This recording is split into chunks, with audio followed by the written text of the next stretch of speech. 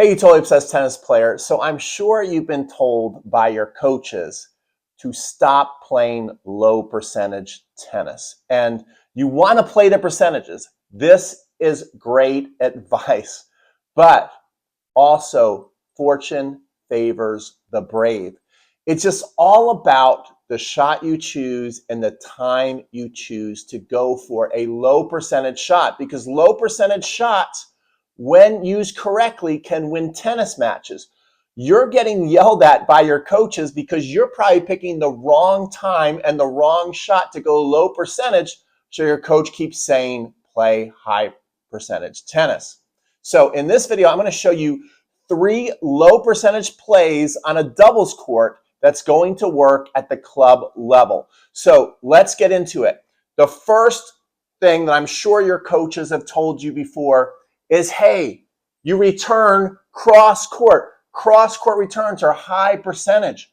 But when you go down the line at the right time, you can win points, right? You can hit winners. You can create unforced errors. You can create opportunities for your partner. See, this is you. This is your partner. These are your opponents. Now, let me show you what most people do when they choose to go down the line and why it's a bad idea. So your coach probably saying, hey, don't hit down the line on your return. You keep losing the point, because usually what happens is you like the ball to come out here. You see this nice window to go down the line, and you're either missing it or getting burned.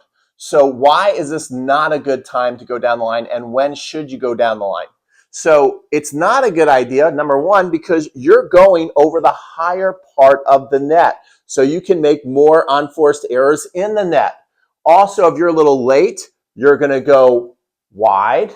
And if you return cross court, you have more court. The court is bigger. The court is actually longer. So you're going to hit more long. So not a good time to go down the line.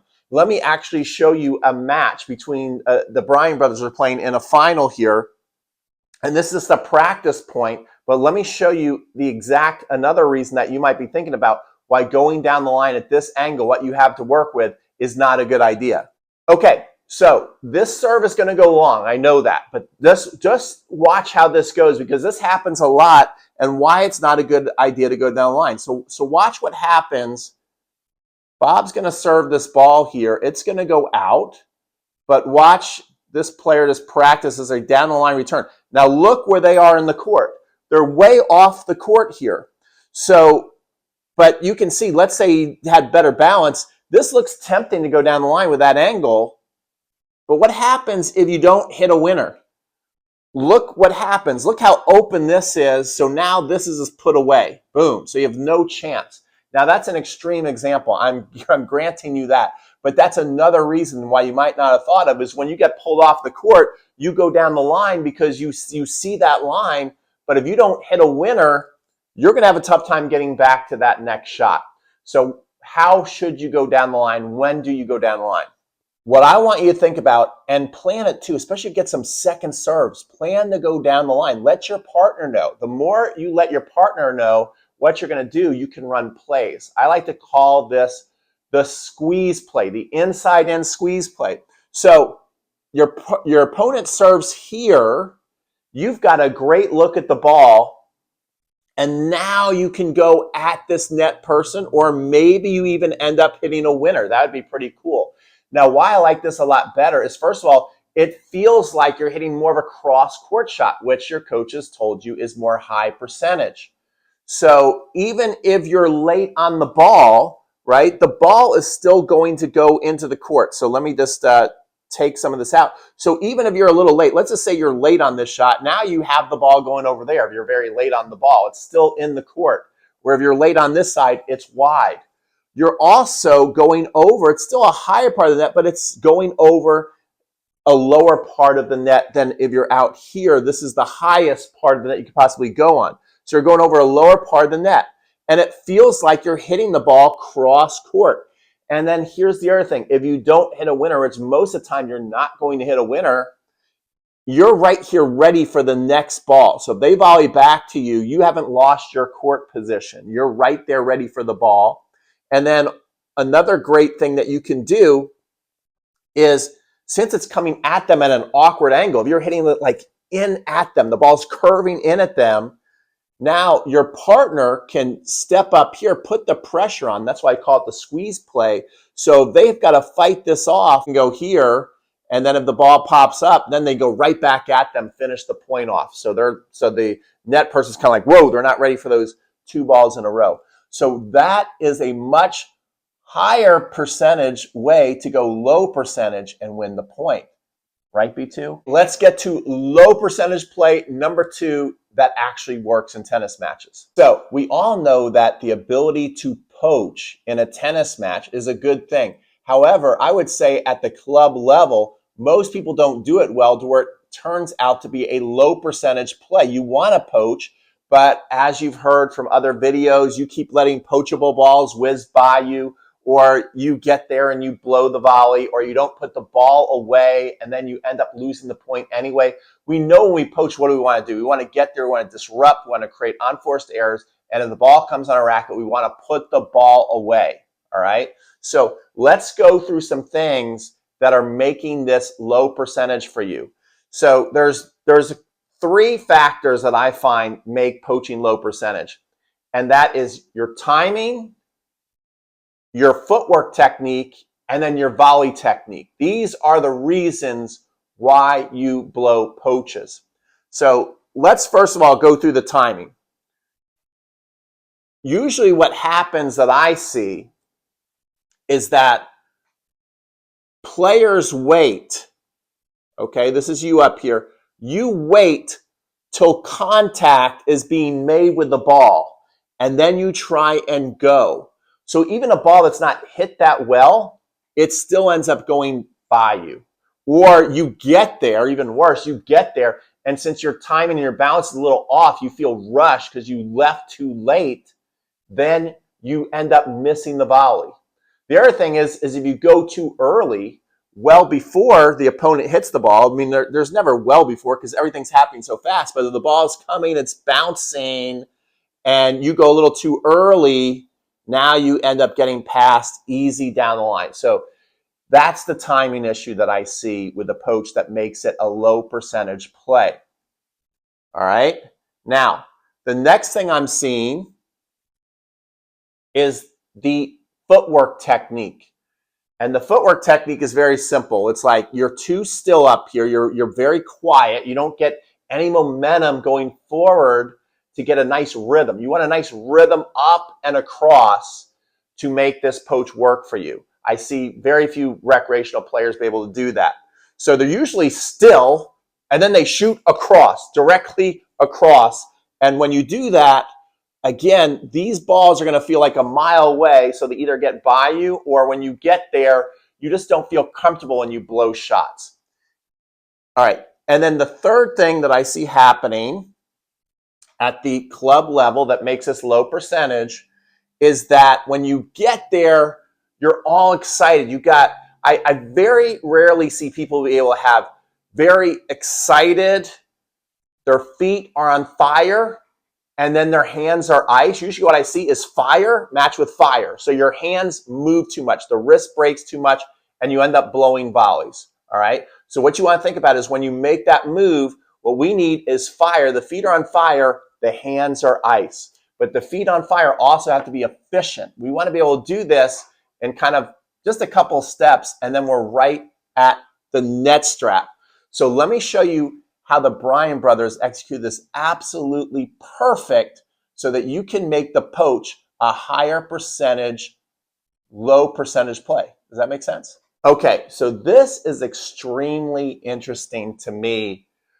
And I picked up something, I'm like, wow, that goes to show how in tune these brothers were. Remember, they're twins. There's something about twins. I had twins work for me as coaches.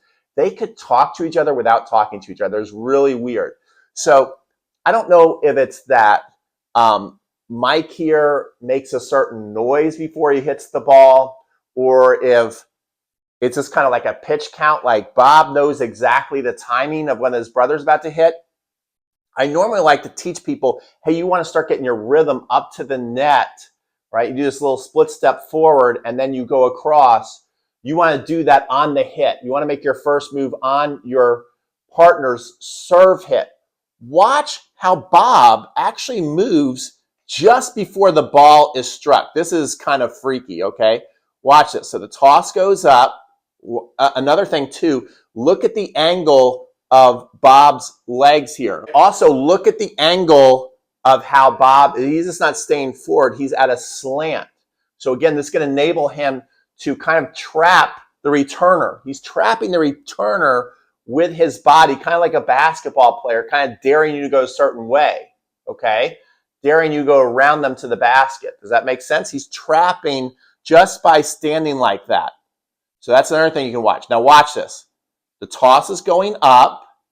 Do you see how he's risen up out of his low position? He's starting to get into a split step. Look, he's moved.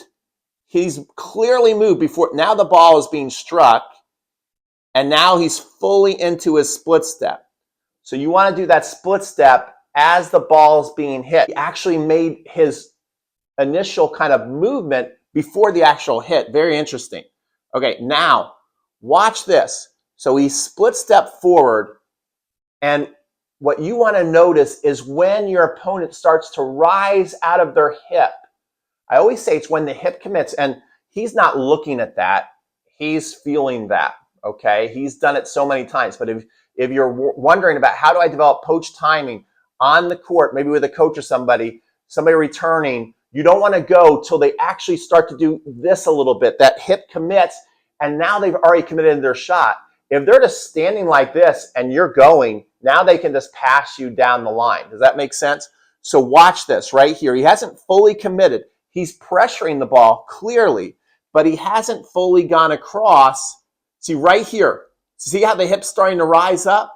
Do you see it? When that hip starts to rise up, see, he's crouched. Now the hip rise up. He's going to go. Boom. Now he's made his move before the hit. So then when the hit goes, he has extra time to keep moving. In fact, look at how he's already pretty much on that net strap and how far he goes for a backhand volley. Look at that. So he's on the net strap, well across the court, and putting that volley away where obviously the net person doesn't have any time to react to that. So watch that again. That's beautiful, okay? So he comes here, split steps forward. Then look at this outside leg. He's going to use this leg here to push, or should I call it the inside leg? He's going to use that to get to the net strap, to dart across to the net strap. See that? So he's on the net strap right here. That's your goal. You want to get on the net strap as close as you can. That's going to help you turn a poach more high percentage. Before we get into play number 3, B2, he's sleeping. Now, if you watch the videos before, you know what he's dreaming about. He's dreaming of you liking this video, because the more likes this video gets, he knows he gets treats. Also, today's video is sponsored by my 7-day serve challenge. So if you want to have the best serving week of your life, go to 7dayservechallenge.com right now. Learn how to hit over 100-mile-an-hour serve, get a slice that slides off the court, get a sick kick, and finally master toss control. All right, let's get into the last play. Now, what's the last thing I see so many times that makes a low percentage shot that drives coaches crazy? And that is wanting to hit an angle volley. Okay, so we want to hit angle volleys are amazing in doubles, but if you do it the wrong time and go super low percentage and super high risk, it doesn't work out, and your partner's going to end up not liking you, not wanting to play with you again, right? So watch this just so you can see it, because a lot of players do this. They love to take a ball that's hit out here, right? Now this is you and you're going here. And wouldn't it be so cool to hit this little angle volley? Okay. This is a bad play. It's like a salmon swimming upstream. It's just not, so many things are going against you with this. So yeah, if you hit a winner, you better hit a winner. Otherwise, it's terrible. So your only option here is winner or bust. And most people don't hit a winner off this. So by going there, now what's my partner? What should they do if they're a good partner? If they see me going out here, they have to follow me a little bit. So if I don't put this ball away, if I hit this angle over here, this leaves my partner wide open. That line is wide open. They're not going to be able to recover. All right. So it becomes a broken play. So let's say you hit that. My partner goes over here you hit this angle volley. Now you also have to go over there. See, now if we're both moving this way, then this opens up too much sometimes. So you have to be very, very careful about being the first one to create that angle. Usually the first one to create that angle when they go outside loses the point. So it's much better to go through the middle here. So if you get this ball, this is a great play through the middle. All right, but when do we want to hit our angle volleys? So I'm just going to now put this as your partner and you right here, and actually you want to be closer. The closer you are, now we're getting in pole position, and if our opponent can actually get backed up a little bit, then they go to hit a shot, it's floating, now the angle volley is a really good play. The final things that make this low percentage is that you're trying to hit a great volley in the alley, because wouldn't that feel so cool? No, you're going to miss that. Hit your angle volleys in the singles box, okay? Don't hit it in the doubles alley. You angle it here. The angle's still going to be good enough to draw the opponent off the court. Now this is here. This is wide open in case you don't hit the winner, making that low percentage play a lot higher percentage play. Your coach is no longer being angry with you. Now that you know how to do this, you want to learn how to run more plays. So what I have for you are my top doubles plays in the next video that you can click somewhere up here. Make sure to go to watch it right now.